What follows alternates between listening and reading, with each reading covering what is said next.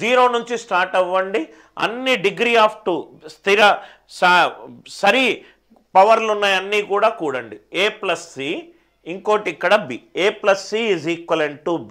అప్పుడు ఒక మూలం ఏమవుతుంది సార్? -1. ఒక మూలం ఏమవుతుంది? -1. ఆల్ఫా బీటా c/a అయినప్పుడు 1 -1 అవుతే ఇంకోటి ఏమవ్వాలి? -1 ఇంటూ బీటా c/a. బీటా ఏమవ్వాలి? -c/a అవ్వాలి. -c/a అవ్వాలి. మనకు జస్ట్ కొంచెము హ్యాబిట్ ఫామ్ అయిపోతే క్వశ్చన్ చూడంగానే x=1 మూలమా, x=-1 మూలమా అని ఈజీగా మనకు తెలిసిపోతుంది. ఇక్కడ చూడండి సార్, గుణకాలు ఇంక్లూడింగ్ స్థిరరాశి కూడుకుంటూ వెళ్తే 2 + 3 5, 5 - 5 0. అంటే ఏమేమవుతాయి రూట్స్? 1, c/a, 1, c/a. 1 1, c ఏమో 3, a ఏమో 2, 1, 3/2. అందరికీ లాజిక్ అర్థమైంది అనుకుంటా. గుణకాలను కూడుకుంటూ ఇంక్లూడింగ్ స్థిరరాశి కూడుకుంటూ వెళ్తే సమ్ 0 వచ్చిందనుకోండి, రైట్. 1 ఒక మూలము, ఇంకోటి c/a. ఇంకో ఎగ్జాంపుల్ 3 + 4 7, 7 - 7 0. మూలాలు ఏమేమవుతాయి? 1, c/a. మూలాలు ఏమేమవుతాయి? 1, c/a. ఒకటేమో 1, ఇంకోటి c/a అంటే -7/3, ఇంకోటి -7/3. -7/3. I hope the idea it is clear. -7/3. 1, c/a. 1, c/a.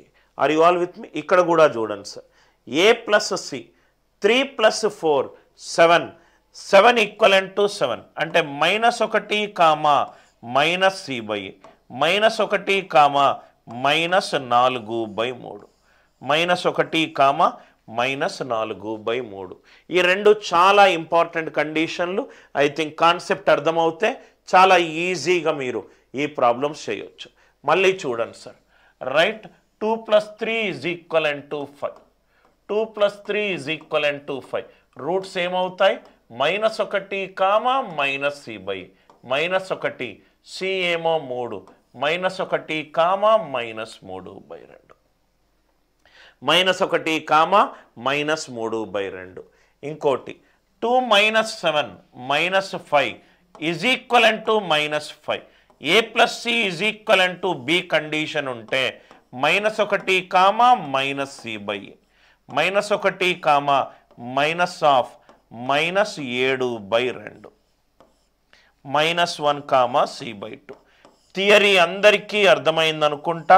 ఎందుకు a + b + c = 0 కండిషన్ అయింది x=1కి? ఎందుకు a + c = b అయింది x=-1కి?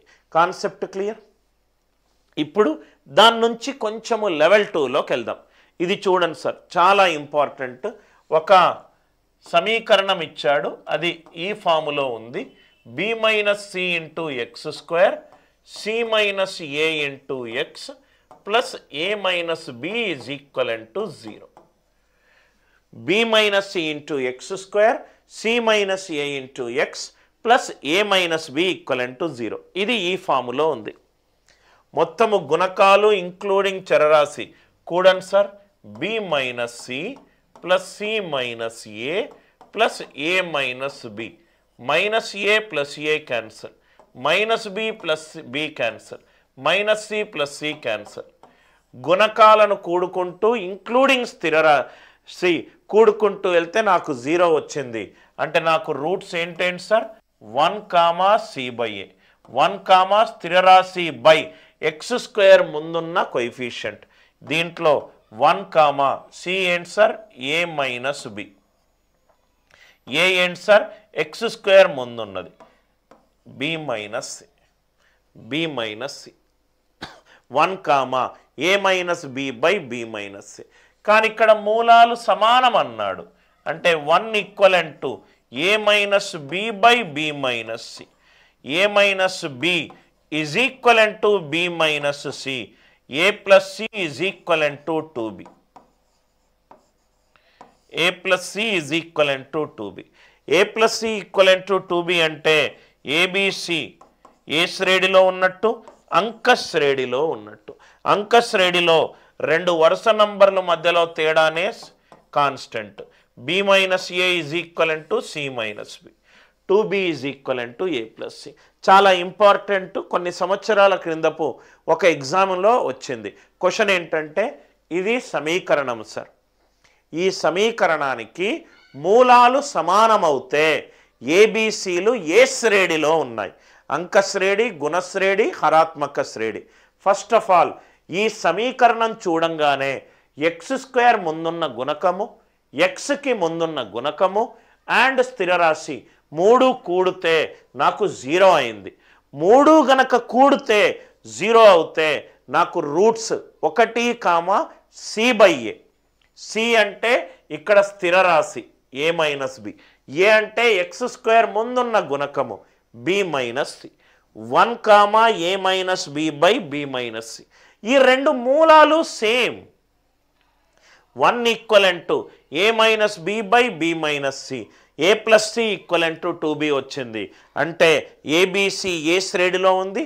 అంక శ్రేణిలో ఉంది.